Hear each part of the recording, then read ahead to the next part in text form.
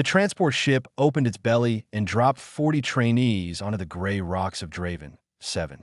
Danny Reyes hit the ground with his knees bent, absorbing the impact the way his father had taught him back when they worked construction in Montana winters.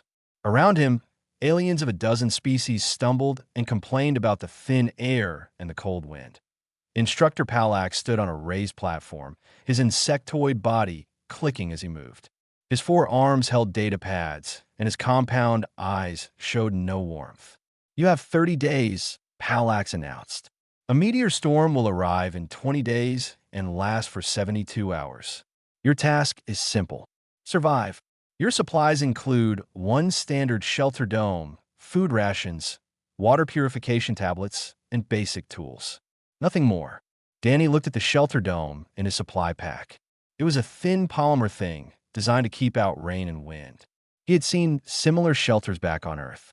They were fine for camping trips. They were not fine for rocks falling from the sky. A massive scaled alien named Goss laughed loudly. "This is the great test." Sitting in a tent for 3 days. His thick green hide rippled as he flexed. "My people survived volcanic winters. This is nothing." Danny said nothing. He was too busy looking at the ground. The rock beneath his feet was soft, sedimentary. He kicked at it and watched how it crumbled. Underneath, he could see harder stone, gray-white and layered. Limestone or something very like it. His heart beat a little faster. "You will be assigned to quadrants," Palax continued. 4 trainees per quadrant. You may cooperate or compete. The choice is yours. Rescue ships will arrive when the storm ends. Not before. Danny found himself assigned to Quadrant 7 with 3 others. Goss was one of them, which made Danny's stomach tighten. The Horvan had been mocking humans since the first day of training, calling them soft and breakable. The second was a small-furred creature named Rilla. She was Makari, a species from a gentle world of endless grasslands.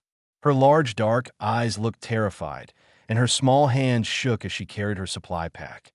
The third was an amphibious being named Boro, covered in pale blue skin with gill slits along his neck. He said little and watched everything with careful attention. They walked to their quadrant together, though Goss stayed ahead, making it clear he wanted no part of the group. When they arrived, he immediately claimed the highest ground for his shelter. "I need no help from lesser species," he declared. "Stay away from my position." Danny helped Rilla set up her shelter near a cluster of boulders that might provide some wind protection. Boro chose a spot near a small stream that fed a muddy pool. "Where will you sleep?" Rilla asked Danny, her voice soft and nervous. "I'm still deciding," Danny said. That night, while the others slept, Danny walked. He moved through the quadrant with a small light, studying the terrain. He found what he was looking for near a hillside on the eastern edge. The rock face showed layers clearly. Soft sediment on top, hard stone beneath. A slight overhang where water had carved away the softer material over thousands of years, but he pulled out his multi-tool and began to dig. The work was slow. The top layer came away easily, but the stone beneath was harder. Danny worked for 4 hours, then covered his progress with loose rocks and dead brush before returning to set up his own shelter. He slept for 3 hours and woke with the pale sun. "You look tired," Rilla observed at morning meal. "I did not sleep well on new planets," Danny lied. The days passed. Danny set a routine. He participated in the group activities during daylight, checking water sources and mapping the quadrant. He ate his rations slowly, always saving a little extra. And every night, he returned to the hillside and DUG.BY day 10. He had a tunnel 8 feet deep. By day 14, he had reached the harder stone and begun carving out a chamber. His hands were raw and bleeding. His back ached constantly. But the hole in the hillside was becoming something more. Rilla noticed his absences. One night, she followed him. Danny was 20 feet into the tunnel, widening the main chamber, when he heard her gasp at the entrance. "What is this?" she whispered. Danny set down his improvised pickaxe. "A bunker. You built this? With your hands?" "Humans come from a dangerous world," Danny said simply. "Earthquakes, volcanoes, storms that throw houses into the sky. We learned a long time ago that when the world tries to kill you, You dig down and let the earth protect you." Rilla stared into the darkness of the tunnel. Her fur stood on end, and her breathing came fast. "I cannot go in there. My people do not do well in small spaces." "You do not have to," Danny said. "Not yet. But when the meteors come, that polymer dome will not save you. This will." Rilla looked at him for a long moment. "The others think you are weak, that you hide from training because you cannot keep up." Danny smiled, though there was no joy in it. "Let them think that. I will not force anyone to live. But when the sky falls, there will be room down here for anyone who wants it." He picked up his tool and went back to digging. Rilla watched for a while, then returned to her shelter without another word. Above them, the first faint streaks of light appeared in the night sky. The meteor storm was still 6 days away, but its advance guard was already arriving. Danny dug faster. 16 days remained before the meteor storm. Danny's hands had stopped bleeding and started forming calluses instead. The pain in his shoulders had become a dull companion that followed him through every waking hour. The tunnel was now 22 feet deep. The main chamber could fit 6 people lying down, though it would be tight. Danny had carved shells into the walls and started working on a second smaller room that would serve as storage. Rilla kept a secret. She brought him extra water when she could spare it, leaving it near the tunnel entrance without a word. Danny nodded his thanks each time, but they rarely spoke. Speaking meant explaining, and explaining meant the chance that others might hear. Goss had grown louder as the days passed. He strutted through the quadrant telling everyone who would listen about the great storms his people had survived. His shelter was the largest, a double-layer dome that he had reinforced with rocks piled around the base. "When the fire falls from the sky," Goss announced one evening, "I will stand and face it. That is the Horvan way. We do not cower in holes like prey animals." He looked directly at Danny when he said this. Danny continued eating his ration bar and said nothing. That night, Danny worked on the ceiling of the main chamber. This was the most important part. He had found thick slabs of the hard gray stone and was layering them above the carved space. Between each layer, he packed loose gravel and dirt. The combination would absorb impact and spread the force. His father had explained this to him once, back when they were building a storm cellar on the family land. "You cannot fight a tornado," his father had said. "You cannot punch an earthquake, but you can make the ground itself into armor. Layer it right, and the world bounces off instead of breaking through." Danny worked until his arms shook and he could barely lift the tool. Then he worked another hour on day 18. Instructor Palax flew over the quadrant in an observation craft. Danny saw the shadow pass overhead and pressed himself against the tunnel wall, holding his breath. The craft circled twice, then moved on. When Danny emerged that night, Rilla was waiting. "He did not see it," she said. "The entrance is hidden well." Danny nodded. He had covered the tunnel mouth with a frame of branches and dry grass, making it look like a natural part of the hillside. "Why do you do this?" Rilla asked. "You could have simply built a stronger surface shelter. You could have found a cave. Why dig for so many nights?" Danny sat down heavily. His body ached to sleep, but the question deserved an answer. "My father was a miner," he said. "When I was 12 years old, there was a collapse. 17 men were trapped underground. Rescue teams said it would take a week to reach them. Most people gave up hope." Rilla's ears flattened against her head. "What happened?" "My father was one of the 17. He survived for 6 days in total darkness with almost no water and only the food in his pockets. When it finally broke through, he walked out on his own legs." Danny paused. He told me later that the earth had saved him. The collapse created an air pocket. The stone held up the weight of the mountain. He said that humans have always known this truth, even before we had words for it. When everything above ground wants to kill you, go below. The earth will hold. Rilla was silent for a long moment. Then she asked, "How deep is your tunnel now?" "Deep enough. I am adding a second exit tomorrow. My father also taught me that. Always 2 ways out. Always a second exit." Danny pointed toward a small ridge 50 feet from the main entrance. "I will dig from inside and come up over there. If the main entrance collapses, we can still escape. Rilla's voice was small. "Anyone who wants to live. I will not turn people away, Rilla." Not even Goss, if he asks. Rilla made a sound that might have been a laugh. He will never ask. His pride is bigger than his brain. Danny shrugged. Pride does not stop meteors. When the rocks start falling, he will have a choice. Die standing or live kneeling. I do not care which he chooses, but the invitation will be there. He stood and stretched his aching back. 2 more nights of hard work remained. The second exit, ventilation shafts, and final reinforcement of the ceiling. He had planned for himself alone, but now he knew that others would come. He needed more space, more water storage, more air. Rilla, he said, I know you fear enclosed spaces, but I need you to understand something.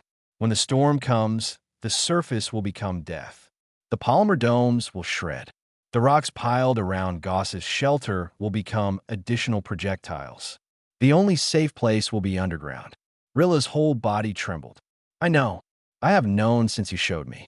I have been trying to prepare myself. Danny put a hand on her small shoulder. You do not have to be brave now. You just have to be brave when it matters. Can you do that? She met his eyes, her fear visible but controlled. I will try. That is all anyone can do. Above them, the streaks in the night sky had multiplied. The meteor storm's leading edge was growing brighter every hour. In 4 days, it would arrive in full force. Danny returned to the tunnel and kept digging. The emergency beacon woke everyone at dawn on day 18. Instructor Palix's voice crackled through every communicator in the quadrant. Attention, all trainees. Long-range sensors have detected increased meteor density. The storm has been upgraded from Category 3 to Category 5.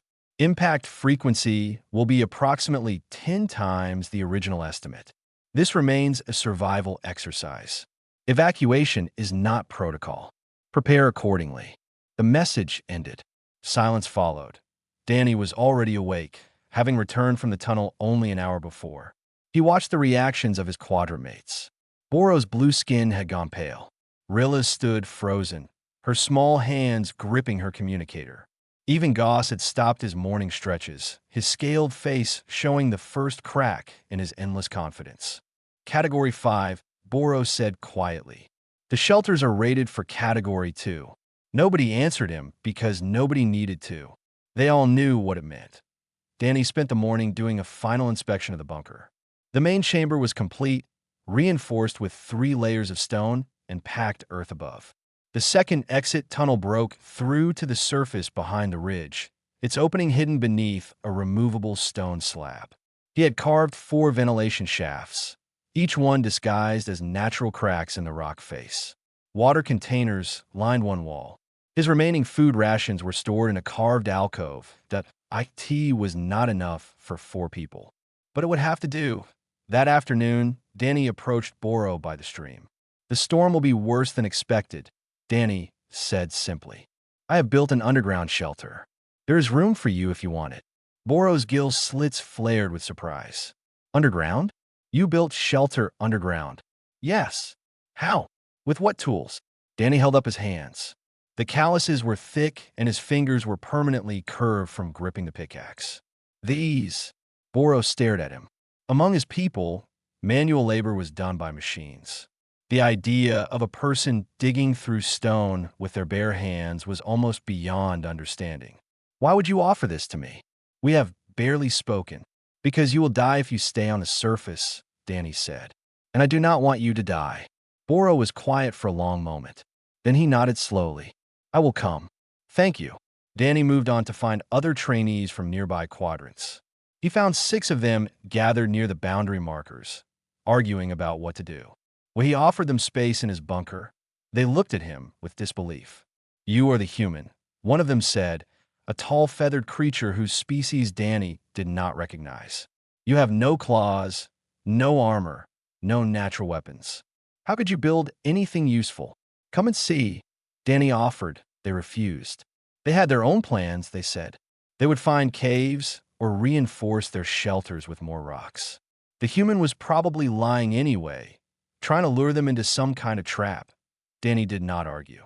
He simply nodded and walked away. That evening, Rilla found him sitting outside the tunnel entrance, watching the sky. The meteor trails were no longer occasional streaks. They were constant now, dozens visible at any moment, burning white and orange as they entered the atmosphere. They would not come, she asked. They did not believe me. Fools. Danny shook his head, frightened. There's a difference. Fear makes people cling to what they know, even when what they know will kill them. They know surface shelters.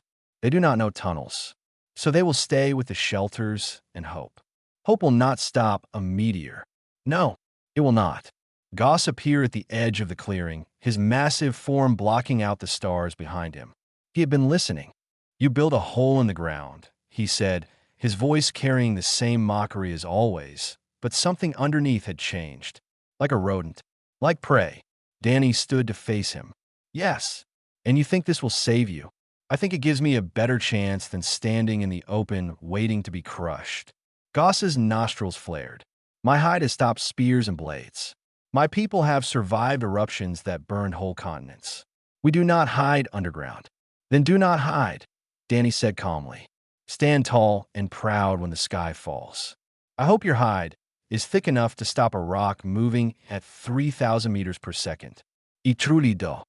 He turned and walked into the tunnel, leaving Goss standing alone in the growing meteor light. The next 2 days passed in final preparation. Danny showed Rilla and Boro the bunker layout, explained the ventilation system, demonstrated how to unseal the emergency exit. Rilla trembled the entire time. She was underground, but forced herself to stay, practicing being in the enclosed space for longer and longer periods. Boro helped carry water containers from the stream, his amphibious strength useful for the heavy lifting. He said little, but his fear was obvious in the way his gills never stopped moving. On day 20, the sky began to burn. The first major impacts hit at sunset. Danny heard them from inside the bunker, deep booming sounds that shook dust from the ceiling. He climbed to the surface one last time and looked toward the quadrant center. Goss's shelter was still standing. The Horvan himself stood beside it, arms crossed, staring up at the fire trails crossing the sky. Last chance, Danny called across the distance. There is room. Goss did not turn around. I am Horvan. We do not run. Danny watched him for a moment longer, then climbed back down into the earth. The real storm was still hours away. But the darkness was coming fast. The sound was like nothing Danny had ever heard. It was thunder multiplied by 100, constant and growing, the voice of a world being hammered from above. Inside the bunker, Danny sat with Rilla and Boro in the main chamber. A single chemical light stick provided dim green illumination. The walls shook with each nearby impact. Dust fell from the ceiling in steady streams. How long has it been? Rilla whispered. Her voice shook. Danny checked his timer. 6 hours.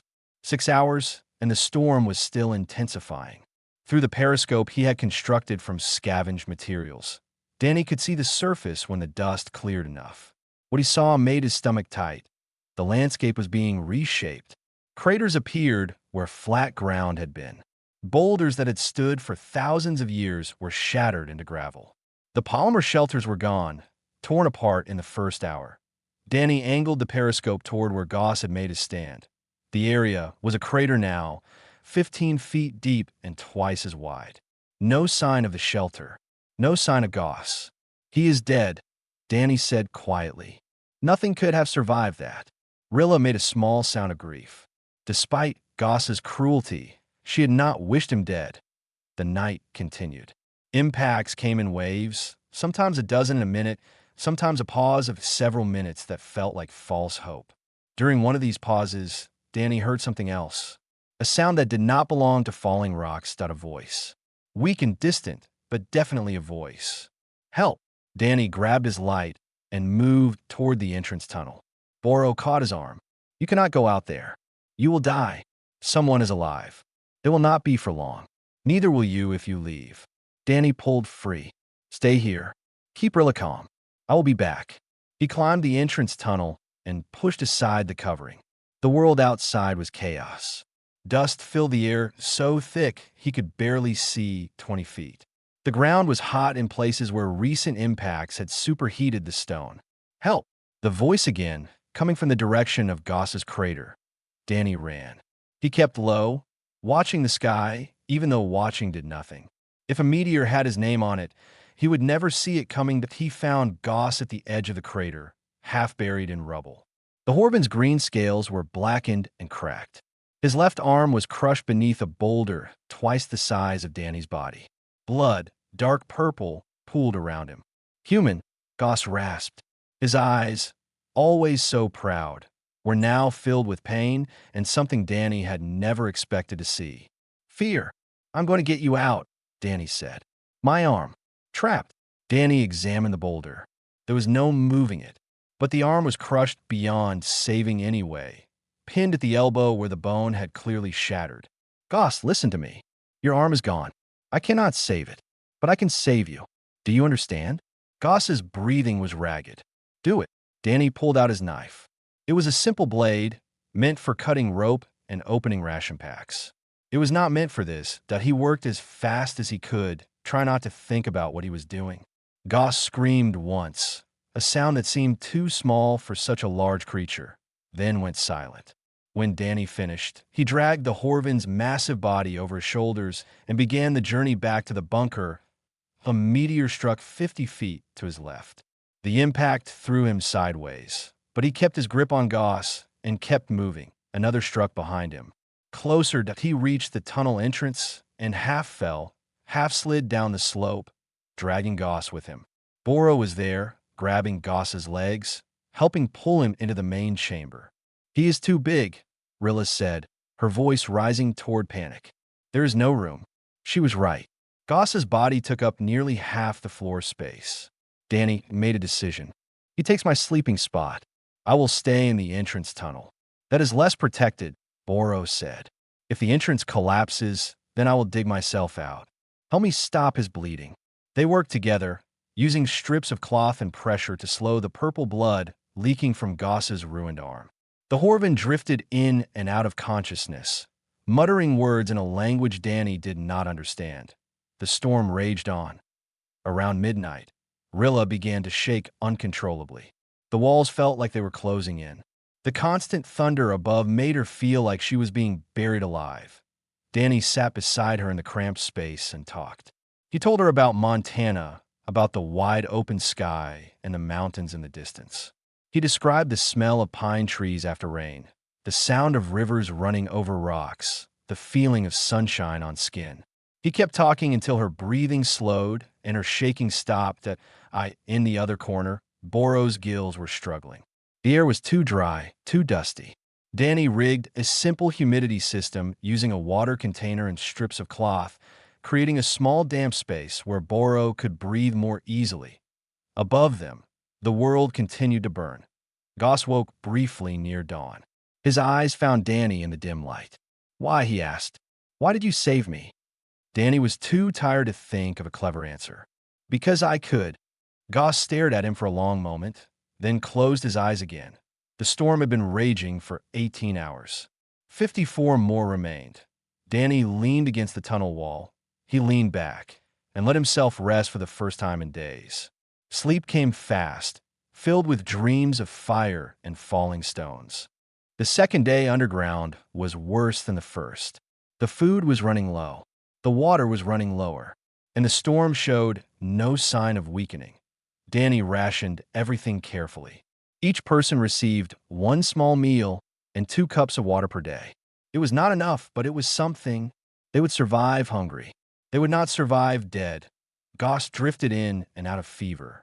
His body was fighting infection from the amputation, and there was nothing Danny could do except keep the wound clean and hope Horvan biology was as tough as Horvan pride. During one of his lucid moments, Goss spoke. I thought humans were weak, he said, his voice rough and low. Your skin tears easily. Your bones break. You have no claws, no armor, no venom. I could not understand how your species survived long enough to reach the stars. Danny was checking the ventilation shafts, making sure they had not clogged with debris. And now I understand. You do not need armor because you make it. You do not need claws because you build tools sharper than any claw.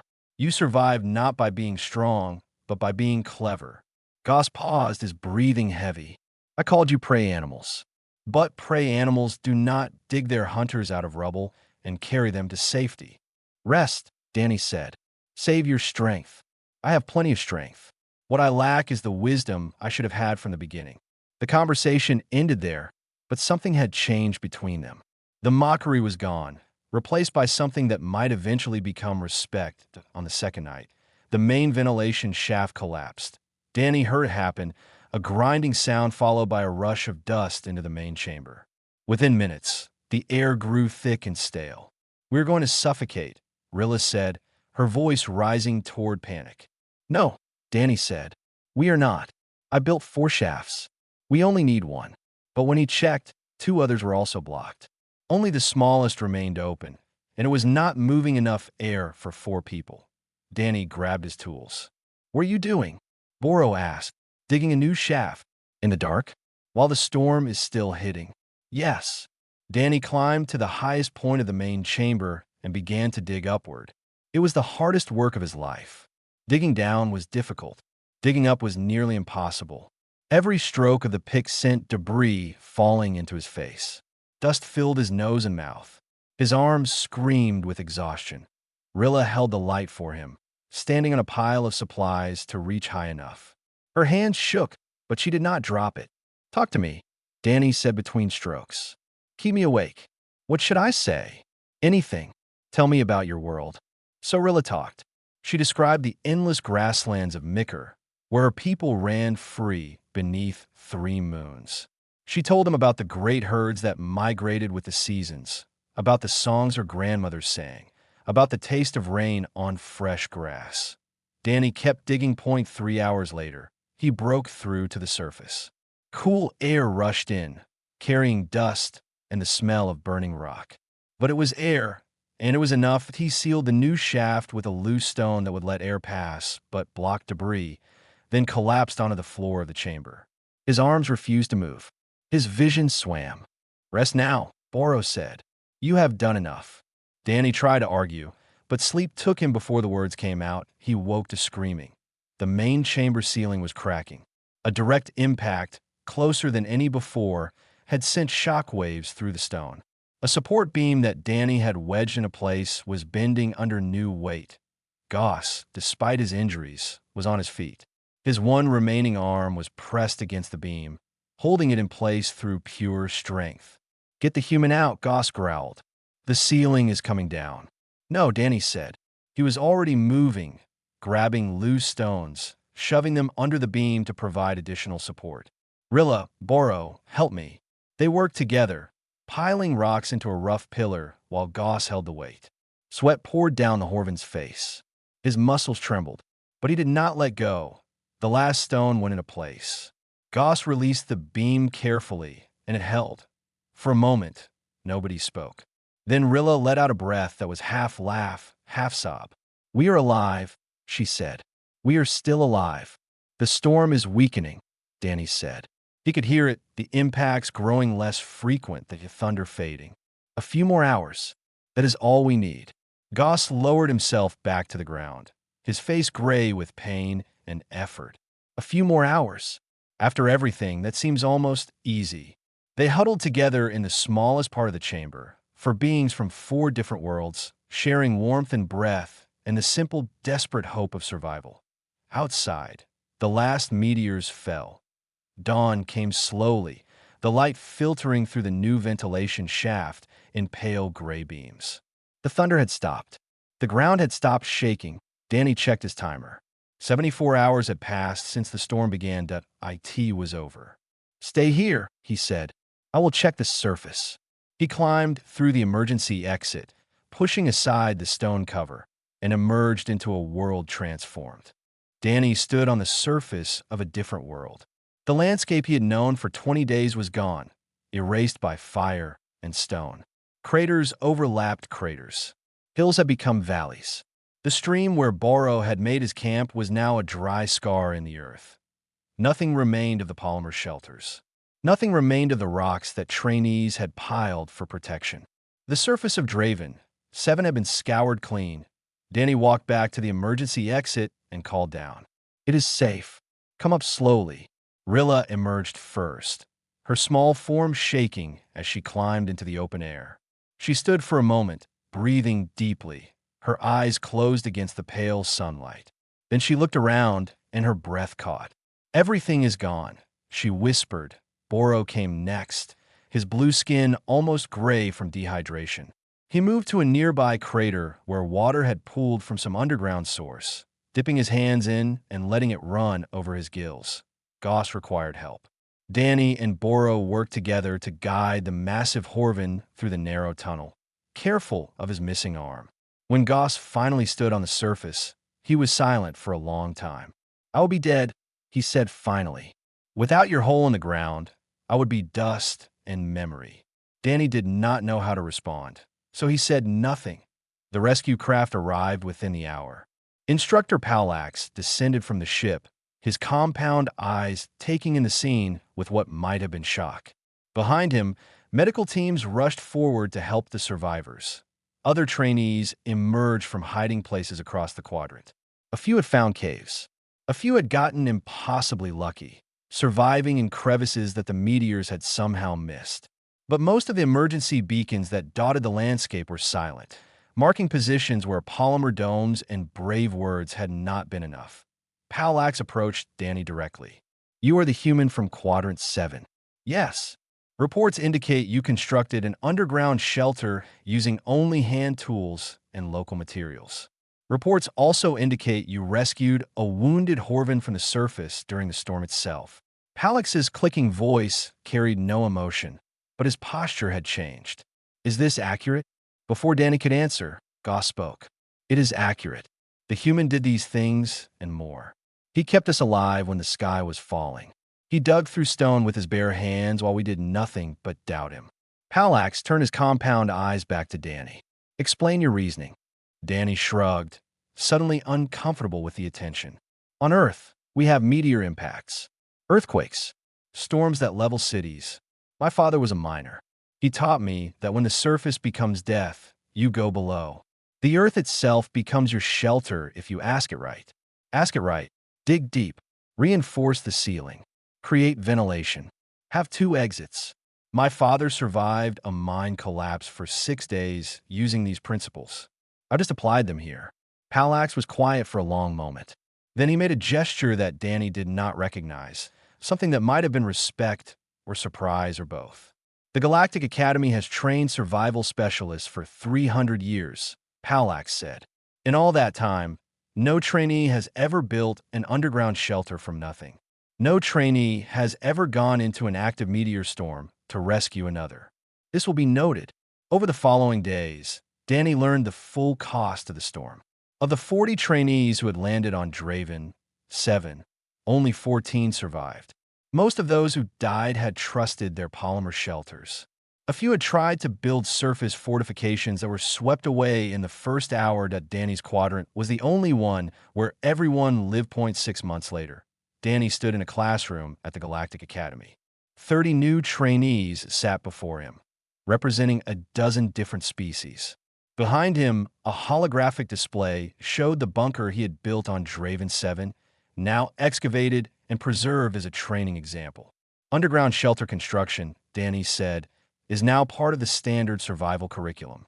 Today, I'm going to teach you what my father taught me." Rilla sat in the front row, no longer a trainee, but a teaching assistant. She had conquered her fear of enclosed spaces by facing it every day, and now she helped others do the same.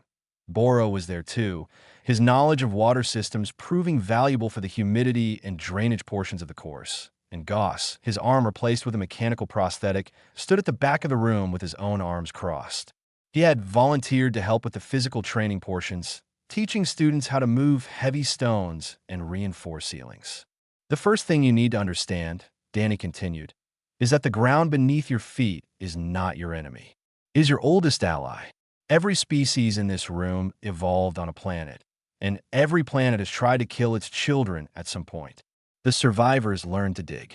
He looked out at the faces before him, seeing fear and doubt and hope in equal measure. "The storm does not care what you are," he said. "It does not care about your armor or your claws or your pride. But the earth will hold you if you learn to ask it right. That is what I'm going to teach you. That is what might save your life someday." He picked up a simple hand pick, the same design he had used on Draven 7. "Now, Let us begin.